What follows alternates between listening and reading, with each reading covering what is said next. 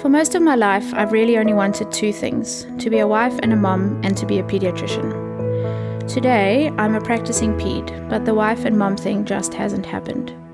It's a door that God doesn't seem to have opened for me, and because there's nothing I can do to control it, it's often the source of my struggles with Him. Around about the time, a lot of my friends and family were getting engaged, married, and having kids. On one of those days when I was desperately sad about the possibility of being single forever, and I was having a little wrestle with God in my heart about the fact that as much as I wanted to be a doctor, I also wanted a family.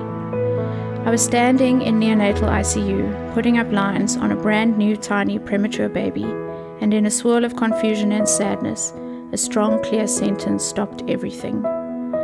Other people's children will be your children. Without a doubt, this was a God encounter.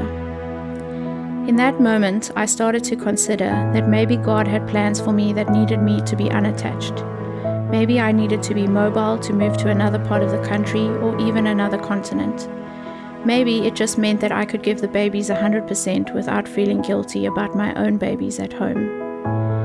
At first, I was more than disappointed, and it's taken a long time to accept. Most days I'm perfectly happy. Most days I only count blessings from God. But then someone gets engaged or has a baby, and my reality gets spotlighted, and I fight a lot of despair for a few days. Medicine, as much as it makes me come alive, demands a lot. Your time, your mind, and your heart.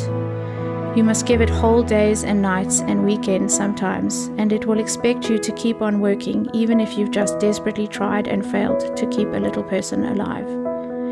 And it will never replace all that you need from a family.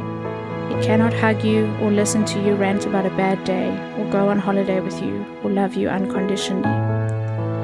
Still, I count it a privilege to have a career that is also a calling.